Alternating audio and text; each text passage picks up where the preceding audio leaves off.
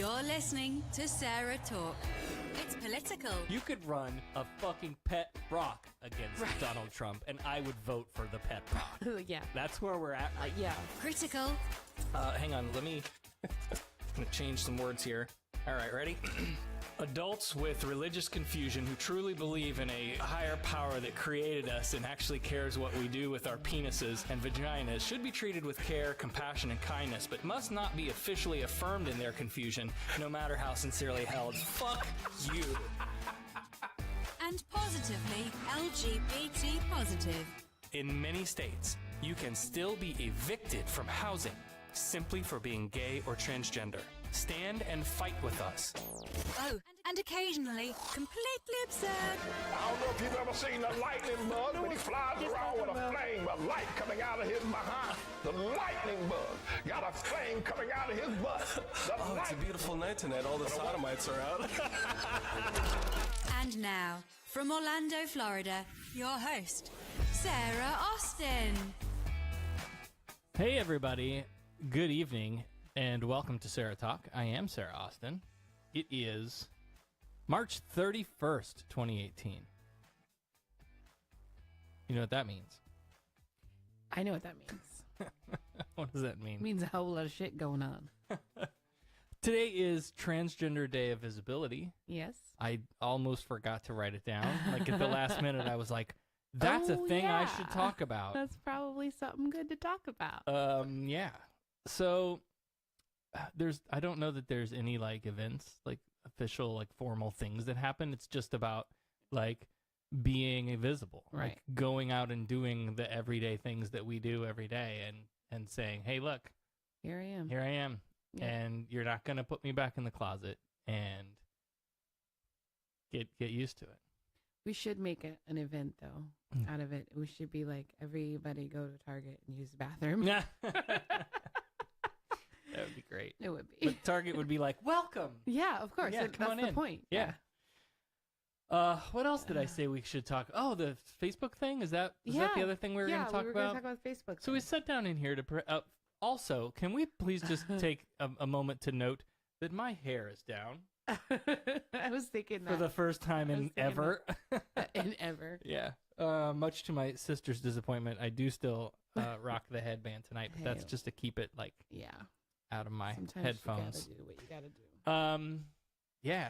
And thank you, of course, to Michael for for being amazing and taking care of my hair. Mm-hmm. Okay, so this Facebook thing, we sat down here an hour ago to prepare, get everything ready, and you said, Hey, have you seen this thing floating around Facebook? People are sharing that says that Facebook has you labeled as either very liberal, moderate, conservative, or very conservative. and I said, no, I've never heard of such a thing.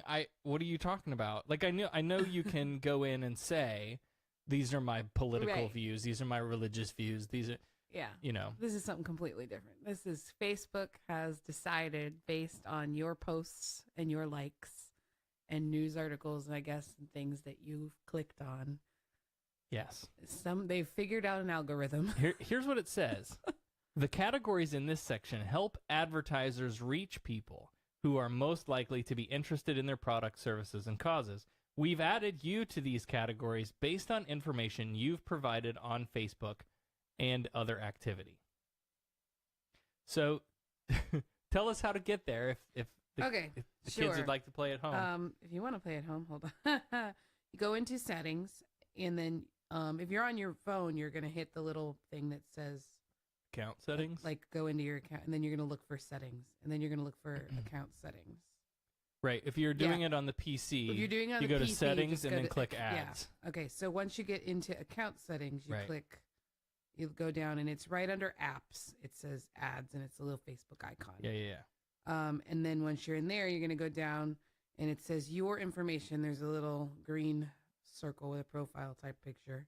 Mhm. And then you're going to... And it has other things too. Yeah, like, there's all kinds like of things your in there. interests, but Yeah. that's like that stuff is based on That's like stuff that you've put in. Yeah, right. Now you wanna and go- this sort of is too. Yeah, it because, kind of is. Let me give you an example of what some of mine are. Parents with early school age children. Parents with toddlers. Mhm. Now that's really tracking my Yeah, posts. it really right? is. away from family. It knows that I don't live near my family. That's creepy to me. Like U.S. politics, very liberal. Really? You kidding? Of course it is. Okay. Facebook access mobile, browser, devices, commuters. How I get into the commuter? You probably linked it to your GPS. You probably. Well, that's the other thing with the smartphone age now.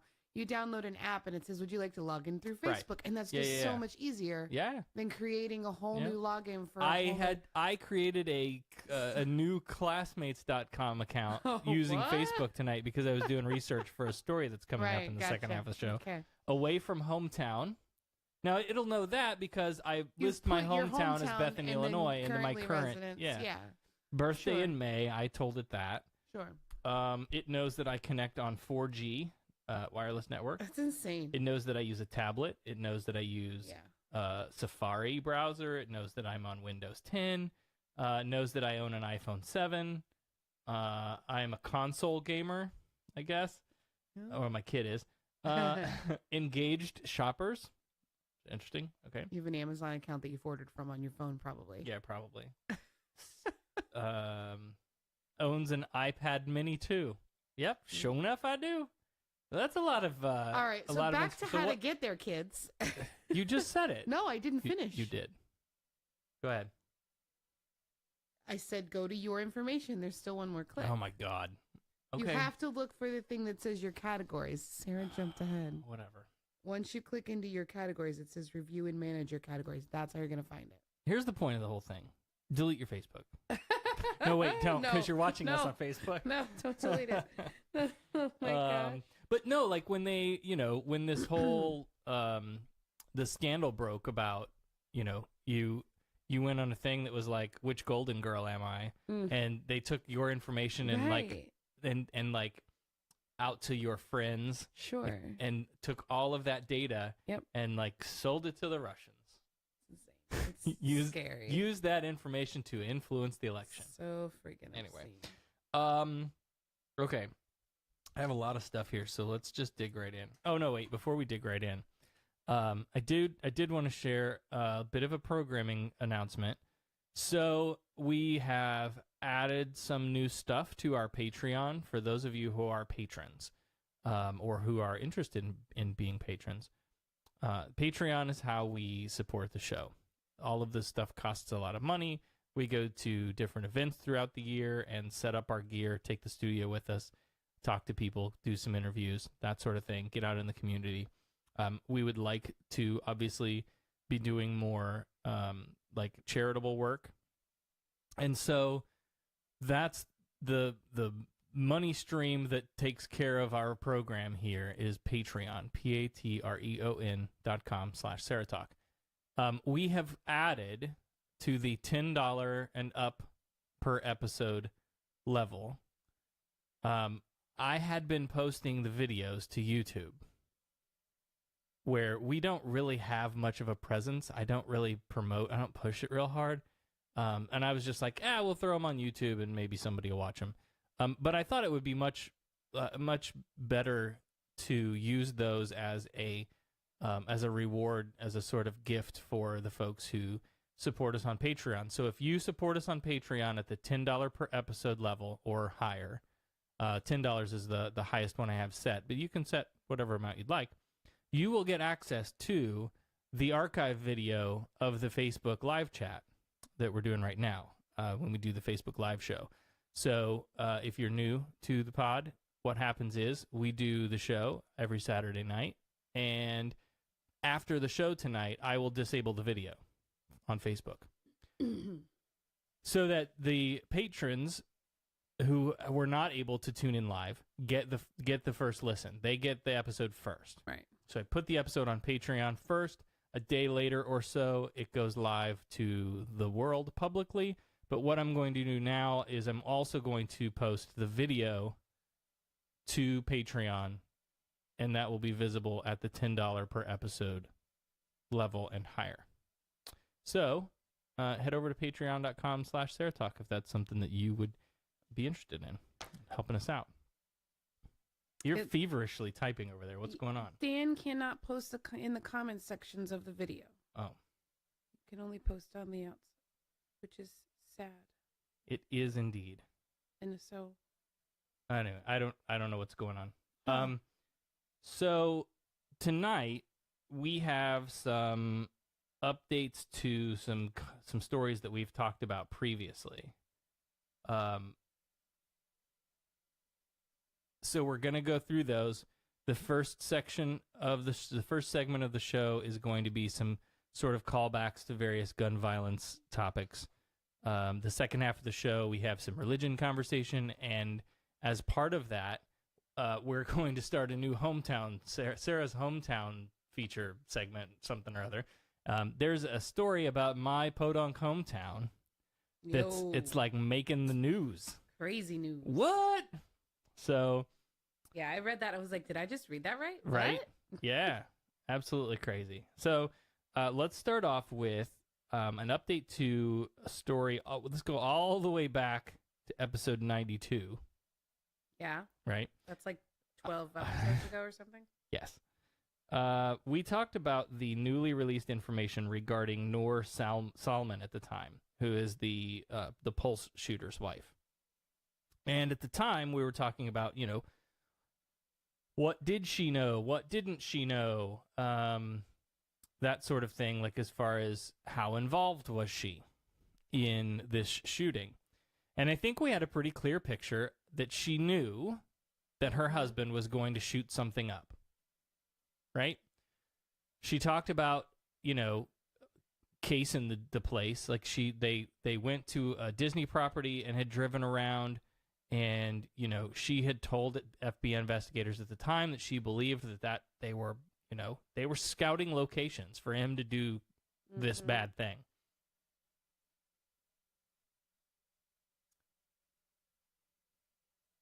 But this is Florida, home of George Zimmerman, Casey Anthony, and now this week, Noor Salman was acquitted of providing material support to a foreign terrorist organization and of obstruction of justice in connection with her husband's 2016 rampage. In her court case, she was acquitted this week. During early questioning, she said in several statements to the FBI that the shooter, Mateen, watched jihadi beheading videos, purchased a rifle and ammunition, and went to a gun range to practice. This, she knew. A major part of the defense was to paint Salman as a victim, pointing to Omar Mateen's abusiveness and infidelity. And they talked about her below-average IQ as a reason why, she's too stupid to have been able to put all the pieces of the puzzle together. There's no way she could have connected these dots. She's an idiot. She has a low IQ. And the case was almost dismissed when new information came out that the shooter's father was an FBI informant who is under criminal investigation. The prosecution says they would have changed their approach had they known that information. And a lot of people in my social circles are super pissed off. Yeah. Right? They feel like justice hasn't been fairly served. Many survivors, understandably, still haven't had much closure. Right? Understand that. But legally speaking, I've listened to enough opening arguments, I think, to make this distinction. She was in court on charges of, quote, providing material support to a foreign terrorist organization and of obstruction of justice. So the question wasn't really did she know? It was, did she help him? Or, right. or more specifically, did she help ISIS? And that's splitting hairs. It really is. But that's the legal system. So stupid. Right? And I believe you could very easily argue, if the question is, did she provide support to a terrorist organization or obstruct justice, by knowing and doing nothing, does that meet the criteria? If she knew it was going to happen but did Right. nothing, reported it to no one, did nothing to try to stop it, nothing to notify anybody, does that meet the threshold? And to this jury, the answer was no. Maybe she didn't. Maybe they pursued the wrong charges. That says more about how crappy our justice system is. I mean, seriously? Right. She knew. Yeah. The blood is on her hands. So this whole thing just makes me so angry. I don't understand. I was mad when it first surfaced that she knew and she said nothing. How can you be any kind of decent, Right. and not say something? Yeah. I don't know. And, this makes me think of, like, when we talk about the death penalty and the industrial prison complex and all of the problems that our system has after the judicial sentence is handed out, she's going to live with this stuff in her head. And that's, I think, like, all of the city leaders came out, like, everybody was all over this story when the ruling was made public, saying, like, look, I understand you don't feel justice has been served. I understand that you're trying to find closure and you're still hurting, but, like, don't let this be another thing that divides us. Right? The one thing that Orlando did right after this thing was that we all just came together. Mm-hmm. And that is a projection that we put out into the world. Right. That this is who we are. Right.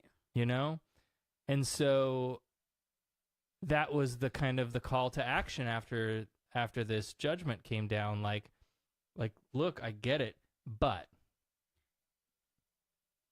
I think, people are mad, people are angry. They're angry. People are going to have disagreements on it. I mean, there's people, and this scared me. There's people saying now, like, what's to stop her from not going and doing something? Now she's free to do whatever she wants. Who's to stop her from carrying out an attack in his honor or what? You know what I mean? Like, if she's that loyal to him, that she would keep her mouth shut. Like, how do we know she's not just as screwed up? I don't know. It's scary. It's just really scary. Yep. Another update. This one about a story we discussed last week about the Maryland teen who fatally shot a fellow classmate and seriously injured another before being engaged by the school's resource officer. Remember this story? According to the sheriff's office, Rollins entered the main entrance of the school about 5 minutes before he shot 16-year-old Jalen Willie, with whom he'd been involved in a relationship that recently ended. Shot her in the head with his father's gun. The same bullet traveled into the leg of Desmond Barnes, who took shelter in a classroom. Rollins then turned a corner, passing several classrooms before being confronted by the school resource officer about 3 minutes after the shooting.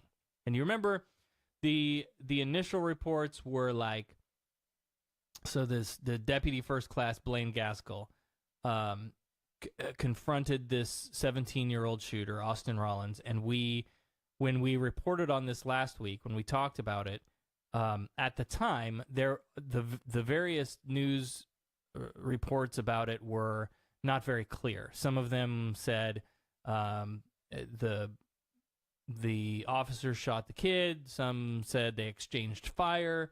Some made it sound like maybe the kid killed himself. Mm-hmm. Well, authorities now say evidence indicates Rollins fired one fatal shot to his own head. Simultaneously, DFC Gaskell also fired one non-fatal shot, which struck the weapon in this kid's hand. Okay. But of course, before any official statements were made, the NRA and its political allies started touting this good guy with a gun nonsense. Of course they did. All over the internet, right? Jerks. See, if it wasn't for the resource officer. Yeah. except that this kid didn't come in hoping to shoot up the school. Like, this wasn't... This was an This was a isolated... personal... Yeah. A targeted act. Yeah. And now the evidence shows the good guy with a gun Didn't even... wasn't part of it. This kid took his own life. Oh, man. So I wanted to follow up on that. This story is a lot closer to home. We're going to have to stop typing here. Is there anything exciting going on in the chat before I get into this one? Because this one I'm going to have to focus on. No, I'm trying to help Dan figure out his Yeah, thing, I know. but I'm having problems too. Like, I don't know. It's so weird. I don't understand. No, I think there's something going on maybe with his account because I can't reply to him at all. But we're not going to talk about. Yeah, no, or that's this fine. is not No, the that's show. fine. Other than that, there's nothing going on.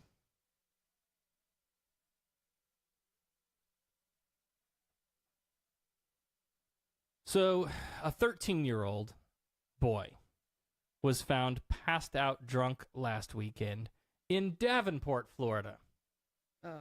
which is actually where we lived for a while. Mm-hmm. What, about 5 years we lived in Davenport? It's like a half hour southwest of Orlando or so. It's suburbia, basically. Some rural areas, but the developed area is basically the suburbs. Polk County Sheriff's Office said this boy was found passed out drunk early Saturday and was taken into custody under the Baker Act and was transported to local hospital. He told deputies that he drank an entire bottle of liquor from his parents' liquor cabinet and took a bunch of happy pills. This led investigators to discover that the 13-year-old was hoping to be the next school shooter. They found images of the Parkland shooter and a picture of the Columbine shooting on the boy's PlayStation. And in interviews with other teens, they learned that the boy threatened to take a knife to school and to kill a teen who attends the same Osceola County school. The boy also made the following statements to deputies. He wanted to die and see God. He wanted to shoot up West Side K-8 school in Osceola County, where he had attended, because he wanted to be the next school shooter. He wanted to kill a lot of kids.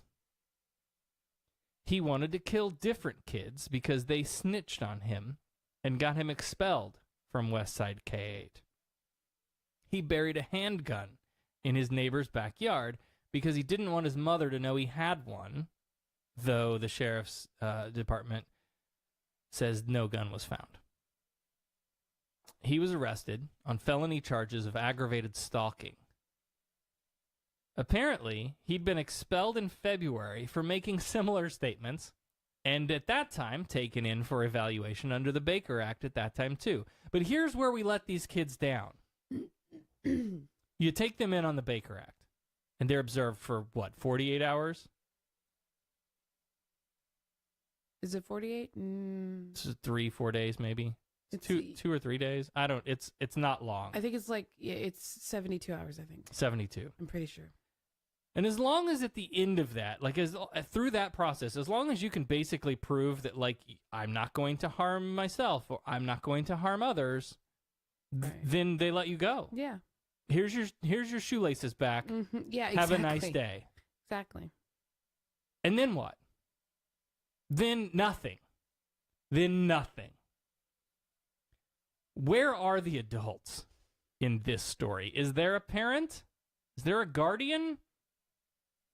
A lawyer representing the team talked about how he was bullied. Fine. Who's providing the mental health treatment to help him deal with this in a productive and safe way? Nobody. We do nothing. And then we wonder why.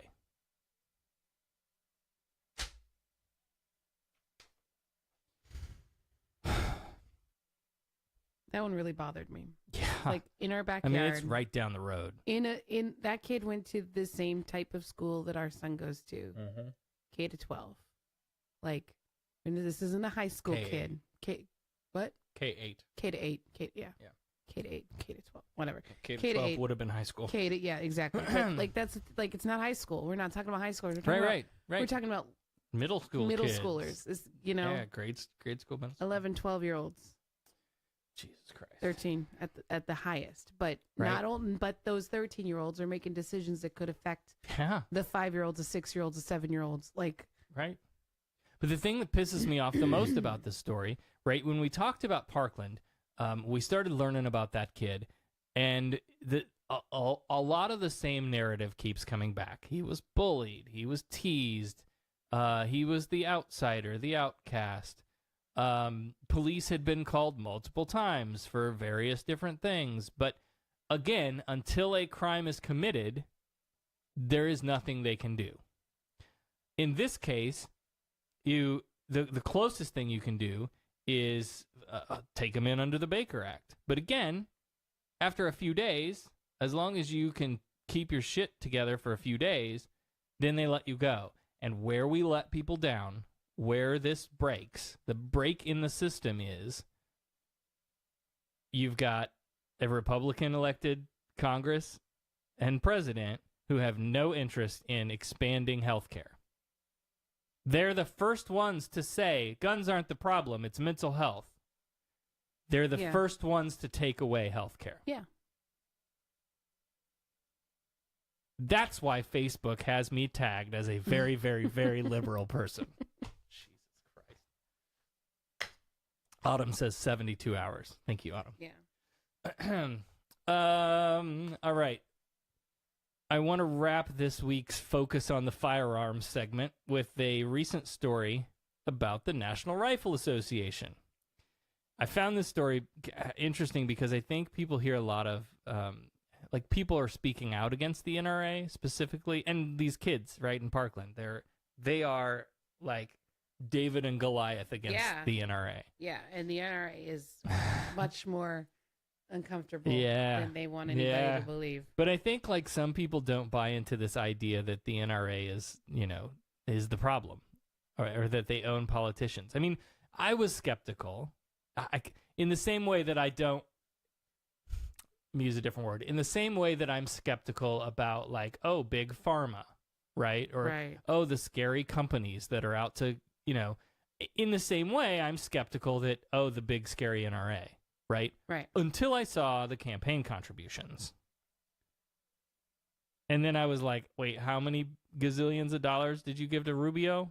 Okay. All right. Okay. Yes. Your problem. Mm-hmm. So the Orlando Sentinel published a piece last week that highlighted the NRA's response to the Parkland shooting. Immediately after the shooting, the NRA froze all of its digital ads. 4 days later, they were back with an increase. The Sentinel reports they increased advertising aggressively on Facebook and were spending so widely and indiscriminately that its ads on YouTube showed up on videos for school-age kids. And these videos were mostly like trying to get people to join, right? They're recruitment videos. Come be an NRA member, membership drive stuff. Right. Pathmatics, a company that collects data from online ads, says that the NRA spent more than 6 times as much on digital ads after the Parkland shooting than it did in the weeks before. 6 times. Average daily spend was $11,300 in the 24 days prior to the shooting. $11,300 daily. Right. In the 24 days after they took their little 4-day freeze, the following 24 days, the average shot up from $11,300 to $47,300. That's disgusting. Yep. Yes, it is.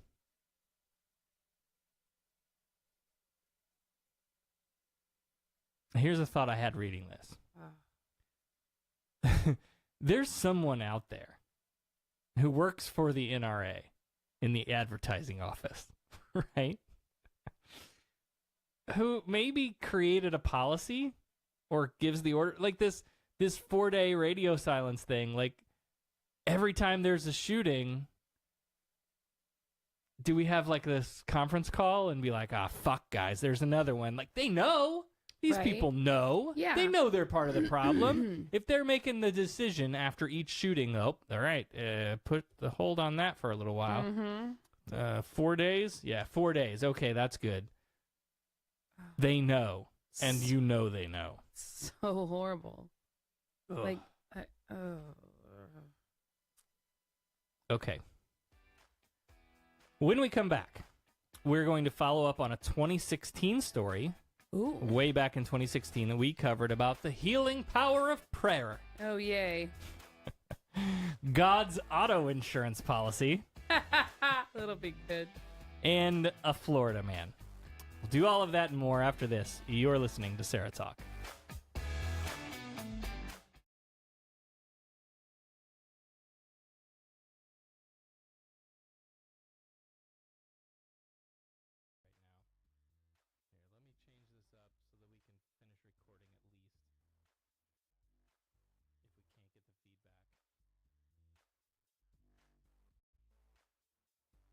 Okay, great. So you've got audio from the board coming into the thing. Okay, so apologies for the terrible view there on whatever. Told her to put it up against the... So the reason why this isn't working, I can't change the thing around.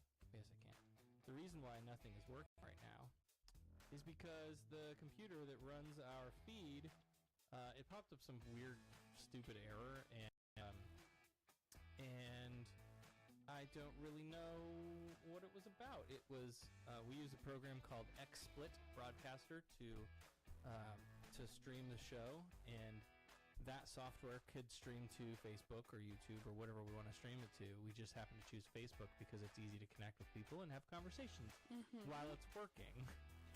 When it's working, it's great. So there's some funky error popped up on the thing that said it couldn't connect to the XSplit server. So I don't know. We'll do it this way. I've got my phone patched into the board, and hopefully you guys can hear us okay. And unfortunately, you have to look at me. And only me. And from a bad angle. Okay, so... I can think of worse things to look at from a bad angle. Name 3. Donald Trump. Donald Trump Jr. Kellyanne Conway. Very good. Well done. Let's see. Has anybody rejoined us? Are you watching any of their feed? Garrett's on and Jamie's on. Okay. For let's see. I got to get some of my people back. I had a good thing going. We did. It was so. And it all crashed. So here's what I want to do, because we're still recording, and somehow I'm going to have to stitch this all together later. What? Dan says, I wish I was there to help, but I cannot even figure out why I have restrictions to comments access with your account. I've not encountered anywhere else before. Dan, So just weird. double check the people you've blocked. I know it would be weird, but I'm just at this point, look under Right. every rock. Right? And I swear, Dan, if you've blocked us, like, it's so weird because, and we'll get back to stay there. Yeah. We'll get back in a minute. It's so weird because, like, you know, on Facebook when you're scrolling through a thing, and I can see Jamie, and I can click on Jamie's name, and it will Right. take me to her profile. And then I see Autumn, and I can click on Autumn's name. When I see Dan, Dan's name is not a hyperlink. I cannot click on Dan's name. It Yeah. doesn't do anything. It's just so freaking weird. Dan, you've broken the You've system. broken the internet. It's okay. Right? You know what it is? Russians. No, God. Nothing would surprise me. Yeah, so we'll keep trying to figure that out. And Yes, and in the meantime, moving right along. yes, but before we do that, this break was intentional because I have a promo from a friend of the show that I wanna play for Right. the folks, And then we couldn't even do it. and then we couldn't even do that. Jesus. Such garbage. So, the laptop that runs the stream is still saying getting Windows ready, don't turn off your computer. Well, and we just got a notification right before we Let started me the tell show. you about this fucking But computer. it's not going to support Windows anymore. This thing, no. This thing is it's an HP laptop. I've owned many of those throughout the years. And we bought the thing and got it home and put Office on it. And by the way, the new Office, you can't single out which applications you want to keep and which ones you don't. Like, used to be you could go, okay, I need Word and Excel, but you can get rid of Access and all this other shit that nobody uses. Right. New version of Office, that's not a thing you can do. So, suddenly we found, and we don't do anything on this, really, except for run the show. Right, that's it. It has no hard drive space left. It is, like, filled to capacity, and the only thing that's on there is Office.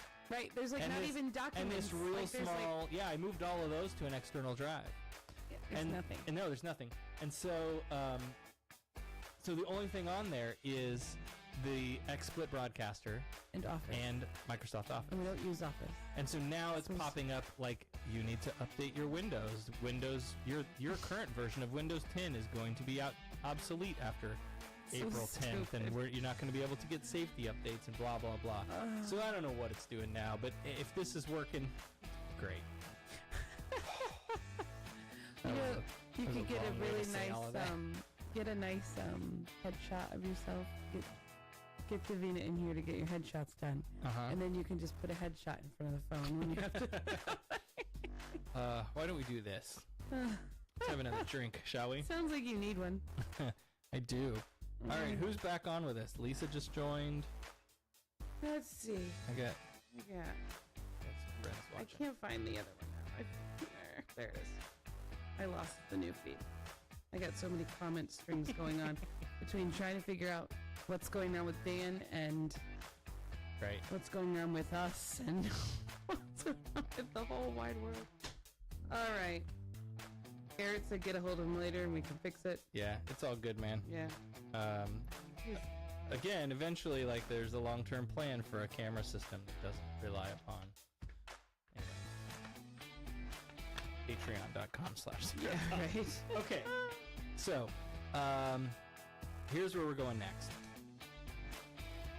If you're new to the show, I grew up in a small hick town in rural Illinois. All right, Bethany, Illinois, population like 1,400 or so. You were going to say 14. No, but No. stay with me. I had a high school graduating class of 32. Not long after I graduated, financial tax crisis looming. Our school district decided to merge with another farm town. Jamie asks if the music is still supposed to be playing. Probably not. Good call, Jamie. Thanks, Jamie. That runs on a different bus out of the board, and I wasn't even looking at that. Okay. Not long after I graduated, financial tax crisis looming, our school district decided to merge with another farm town's school district, Findlay, to create the Okaw Valley School District. In Bethany, there are 0 stoplights and 9 churches. In Findlay, the 2010 census had an impressive 723 residents, Oh, wow. So, 0 stoplights, and 3 churches. Findlay's where my grandparents went to church. The grandmother that was like, I sure wish you'd come back to church. That kind of, oh, she could see you now. I know, right? And if you've ever spent any amount of time in any of these Midwest farm towns like this, the next story probably won't surprise you. Coaches of the Okaw Valley High School basketball team have been participating in prayers with their students. What? I know, it's hard to believe, I know. The Freedom from Religion Foundation shared an image in their press release taken after a February Okaw Valley High School basketball game at a private Christian school, which shows students in a prayer circle. Did you know any of those kids in that prayer circle? No. Okay.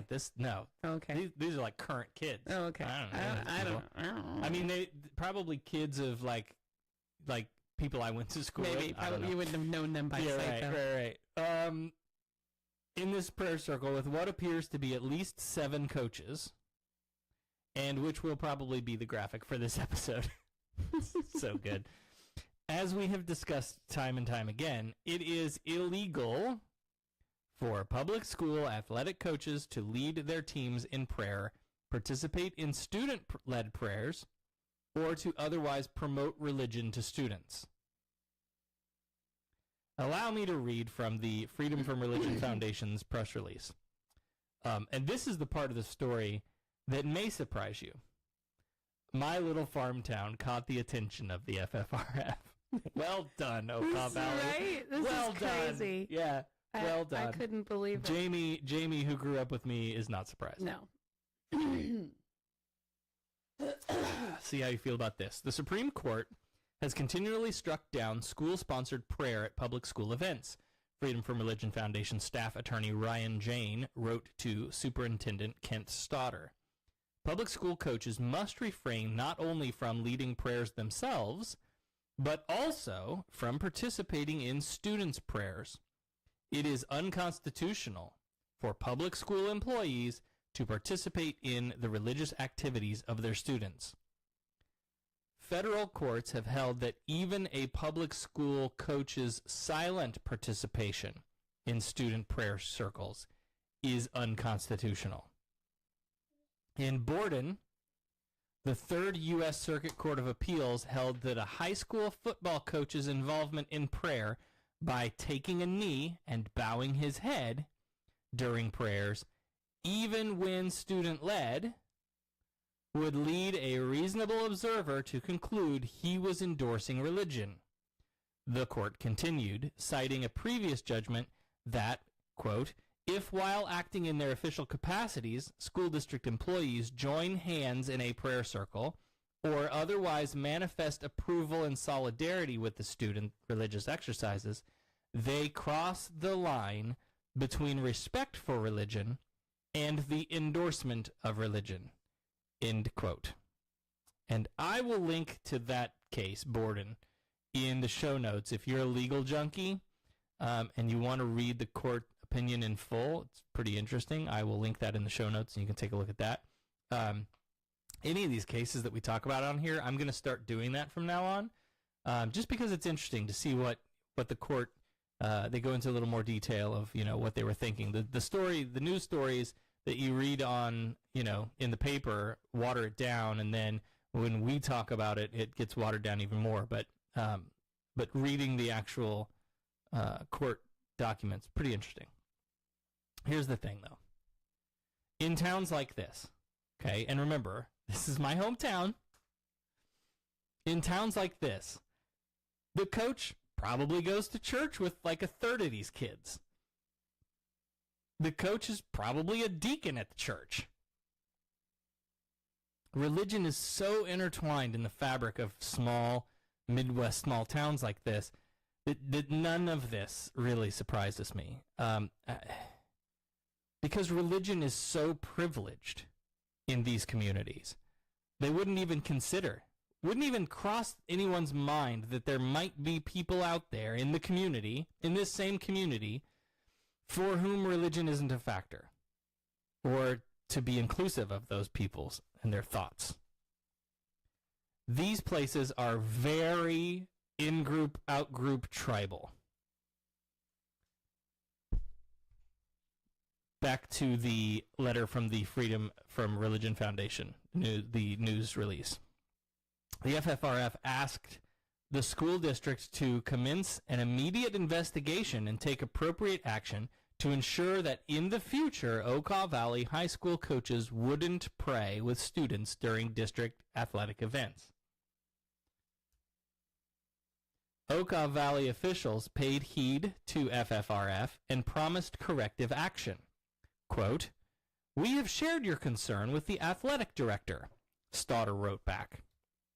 We reinforced that this type of activity could be viewed as an endorsement of religion in violation of the United States Constitution.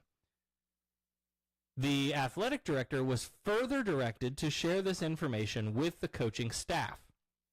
We appreciate your concern and believe this matter is resolved. The FFRF is appreciative that the school district acted on the constitutional violation after the state church watchdog alerted officials. Okay? And Jamie, you'll probably have more to say about this. Jamie has said, and shows favoritism to the kids he goes with. Oh, absolutely. Yeah. You go to my church, you bet. The coaches are probably pitching a fit about it. I'm sure they are. So here's the thing. If you're not completely wrapped up in what these small towns are like yet, the Okaw Valley athletic director is Brooks Inman. Brooks was like 5 years apart from me in school. I know Brooks. You're overmodulating. I just found out. Thanks. I will turn it down. Thank you, Dan. I was distracted by the kid. Right. Brooks was like 5 years removed from me. His father coached in Bethany from 1979, the year of my birth, to 1987, which I would call the glory days of Bethany sports. Because what happened after like the late 80s, we stopped having a football team. I mean, basketball's still a thing, but like, so here's the thing that happened in this small town, right? So we had, before we decided to create this Okaw Valley School District and combine two town schools together, we discovered that there was not enough interest in football. There weren't enough guys to put a football team together. And so, in order to have a football team, we had to put together a co-op with a neighboring town. Turns out that neighboring town was Sullivan, Illinois, which was like the rival to Bethany, in the way that small Midwest town rivalries go, right? So Brooks here is a product of an even ruraler community called Elam Springs, known to many in the area as the Harshmanites. You've heard me talk about this place. And it's the Harshmanites because the last name of the people that founded, I guess, are predominantly Harshman. So, I didn't have any Elam kids in my class, directly in my class. I was friends with a lot of them. There were a lot of them in adjacent classes over the years. My sisters, who are 11 and 12 years older than I am, went to school with a lot of their kids. And I'm sure someone from back home will hear this and care to argue, but Elam has long been understood to be a cult. Period at the end of the sentence. You don't have to hear more than a couple of stories to concur with that. If you marry in, which they need you to do, I won't go any more than that. You move to their community. They own a ton of businesses in the area, so you're probably pretty set for a decent job. And they have their own church, because of course they do. Right. Now, I do have family that married into the community. So, not that I've kept in touch with any of these people, but in that consideration, I will leave it at that. And you are welcome to comment, those of you who would like to comment. But that's to say that, like, this sort of community that Brooks grew up in, and maybe to a lesser extent the rest of us, but church was like an everyday part of life. So now when you're the athletic director or you're a coach, and religion has been so stitched into the fabric of your existence, right? It's no wonder that you don't think twice about maybe we're doing something that's unconstitutional. Just a little. It's the privilege. Finally, the Freedom from Religion Foundation concludes, coaches should be made to realize that they can't misuse their positions of authority to promote a sectarian religious agenda, says FFRF co-president Dan Barker. Practices like participating in prayer circles clearly flout legal principles, and we're pleased we finally made the school district put a stop to this. The Pond people. You're right, Aaron. The Pond people, the Lakeys, the Harshmanites.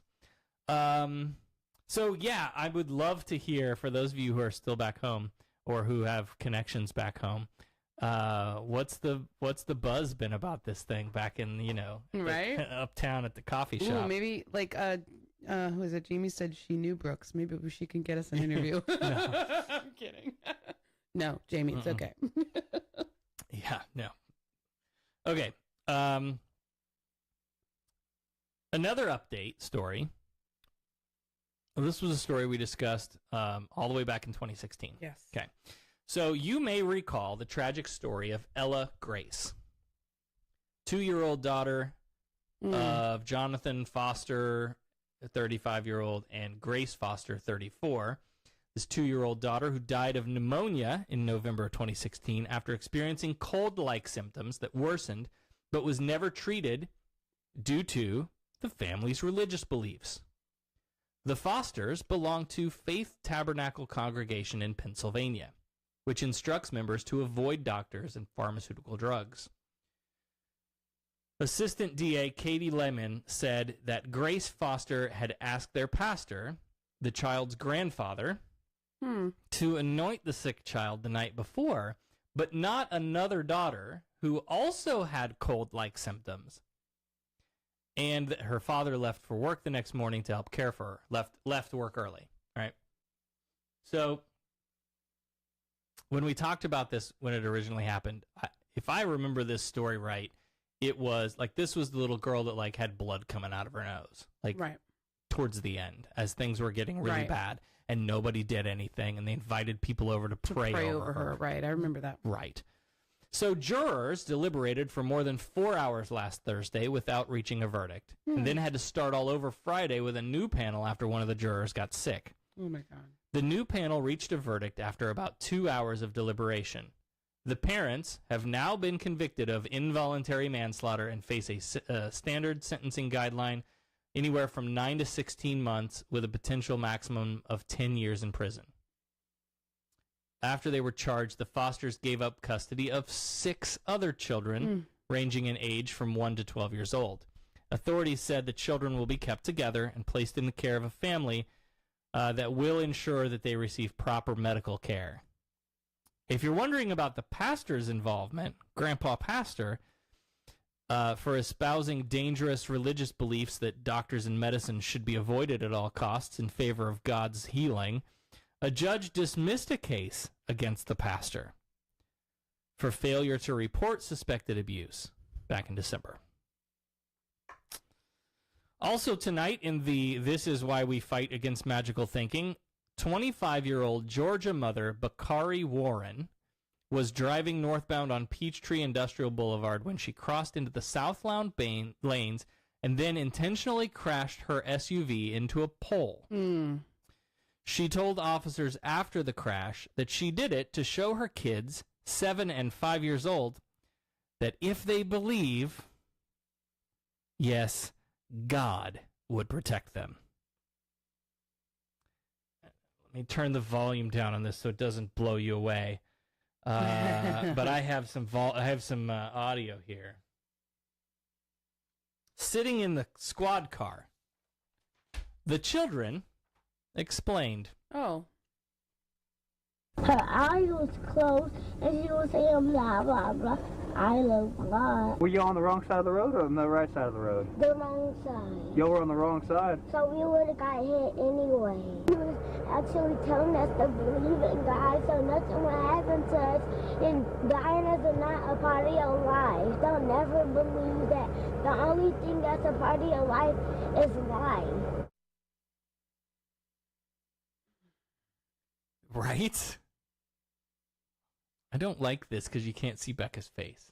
Yeah, I'm really, really probably a good thing you can't see my face right now.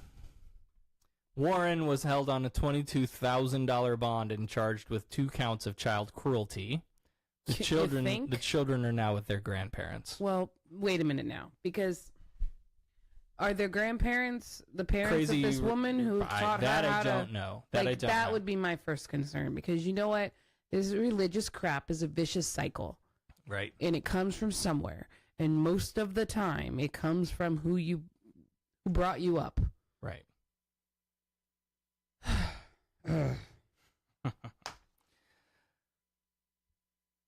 Okay. The best stories start with. A bottle of rum. Oh. Come on, we're going to bring it up now. Okay. We've hit the low point. Now we're climbing back up.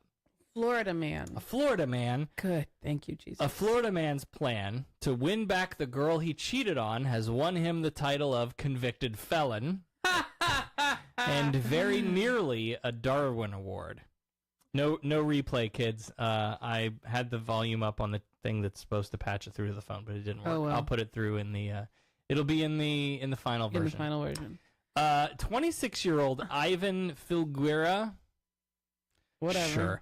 And his girlfriend broke up in January after he cheated on her, and he's been trying to get her back ever since. Of course he has. Even showing up at her workplace, begging and crying.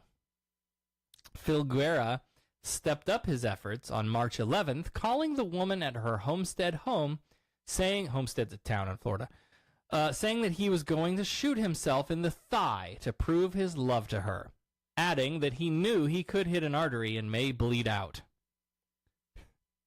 The ex says she then heard a gunshot and the man screaming that he needed a paramedic. When officers arrived at the scene, they found him sitting in the passenger seat of a silver Lexus with a gunshot wound to his left thigh and an unnamed driver in the vehicle, with him. The wound was so severe that he was airlifted to Jackson South Hospital in critical condition. He loves that woman. Florida doesn't airlift people. No. Unless it's super critical and I-4 is more than a 4-hour commute. Oh, man. After surgery, he was Baker acted and medically treated. As police found multiple firearms and ammunition inside his home, he was then arrested and charged with possession of a weapon by a convicted felon immediately after being discharged Wednesday. Did she take him back? No word on the... Are there going to be conjugal visits? I don't... Come on, you knew I had to ask. Victoria, thank you. Classy with the mason jar. Yes. Yeah, well, I'll take a hit of rum for that. Okay, the second story this week in the Florida Man Files. A Florida woman went out on a limb to save a giant ficus tree in Snell Family Park in Fort Myers by getting married to the tree. Oh, God. Oh, so wait, this segment is a Florida tree. Yeah, well, I guess. I don't know who's the Florida person in this one. I don't know. While the tree is rooted on city property, some of the 8,000 square foot canopy and root system extends to a neighboring lot which is for sale. The city's Public Works Department approved the tree's removal, and in February, the Beautification Board discussed spending $13,000 to cut down the tree and replace it with several smaller ones. But when neighbors became aware of the situation, they sprang into action. Phone calls, posters, flyers, and last Saturday, Karen Cooper's waterfront wedding, complete with flowers, music, a tree-decorated wedding cake, and a canine ring bearer named Little Bear. Arborist Rick Joyce gave the tree a full checkup, said it's healthy, and would survive a major pruning. So the city seems to be changing course on removing the tree, but Cooper isn't celebrating just yet, saying, quote, "If they cut down this tree, I'm going to be a widow."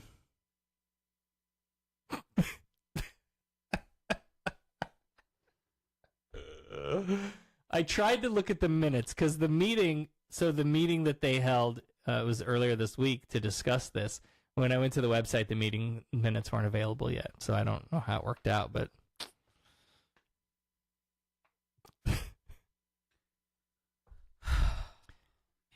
I have a third story. Okay, bring it on. This week. If you've ever been annoyed at the way churches seem to scam people out of their hard-earned money because God is all-powerful but he needs cash, this story is for you.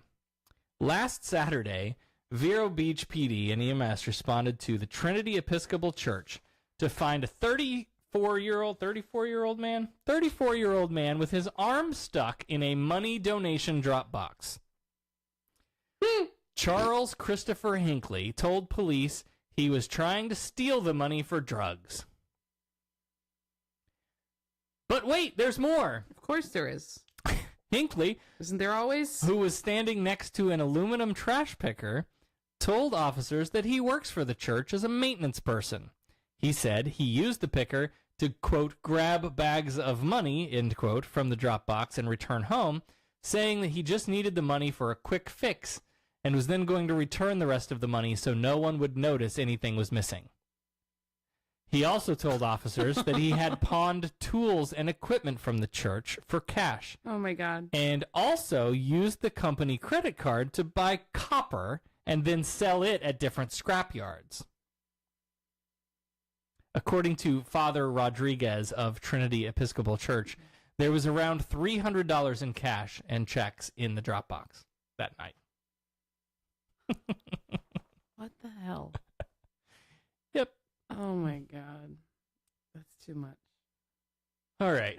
That's it. That's what I have for episode 104 tonight. Thank you for dealing with all of our technical difficulties. And I have no idea how I'm going to put the video together for this one. But I don't know. Tomorrow's another day, right?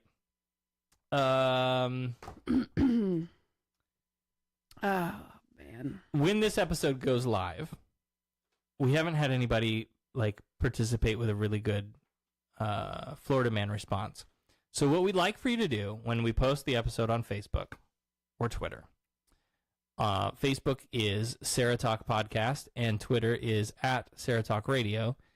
Follow us on our social media. When we post episode 104, share it with your followers, and you get to pick the Florida man story you like best, or that's the funniest, or the whatever you think about it. You can make up a goofy headline for it. You can just tell us why you pick that story.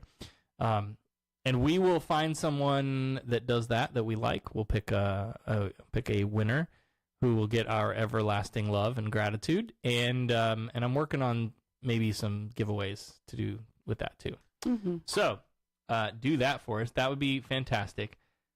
Next week, I still have to get the final confirmation, but we have currently scheduled Bob Doyle to be in studio next week. Bob Doyle is running for a seat here in the Florida legislature. Crap, I gotta go clean the house. See y'all.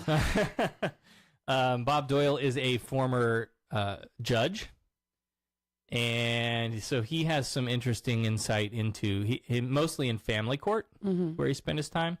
But so that leads, he has a lot of insight into the system. Yeah. We talk a lot about that on the show. So it'll be interesting to get his perspective on some of those things. He seems like a fun, down to earth guy. Oh, too, yeah. So I'm sure we'll have a good time. He's really personable. So we're looking forward to that. The following week, I have tentatively lined up the conversation about recovery programs. We have the director of the Life Ring program lined up to come on and talk about their program and what they do. It's a secular alternative to the higher power component that a lot of different recovery programs require.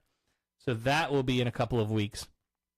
If you have any ideas for show topics, things you want us to talk about, people you want us to interview, let us know. Producer at SarahTalk.com. You can call, leave us a message. 224-40-SARAH, 224-407-2724. Let us know what you think. Post it on our Facebook and Twitter and all of that great stuff. Now, remember, tomorrow is Easter Sunday.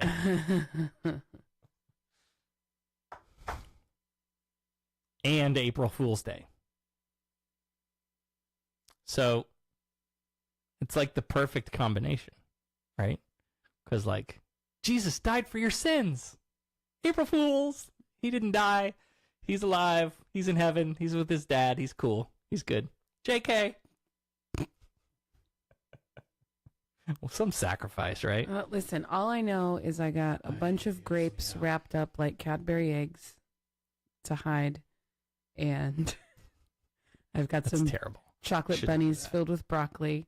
And you didn't pick a story. Pick your favorite story. We got the guy who cheated on his girlfriend, shot himself in the leg.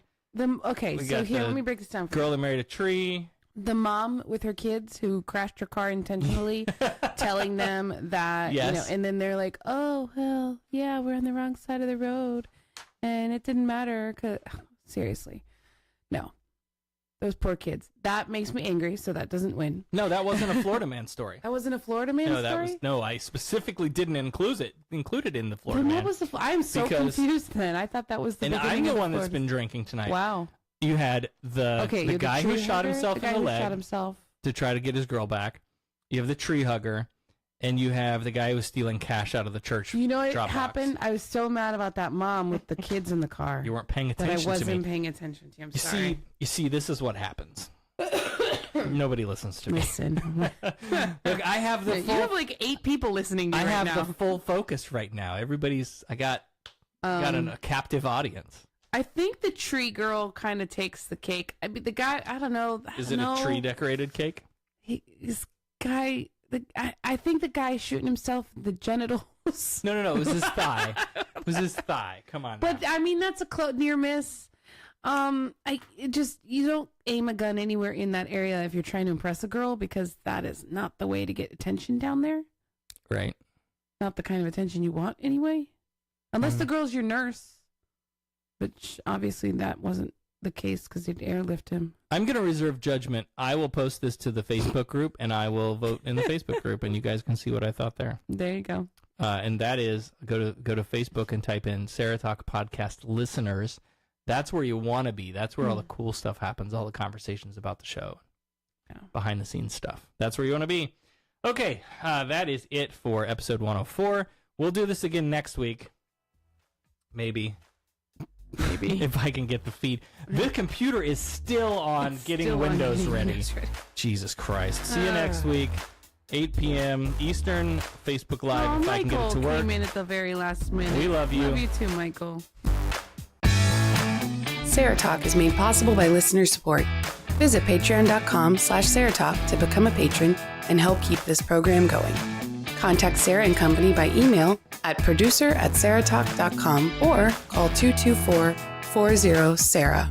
That's 224-407-2724. And follow us on social media, facebook.com/SarahTalkRadio and on Twitter @SarahTalkRadio. Sarah Talk is a production of Sarah Austin Media.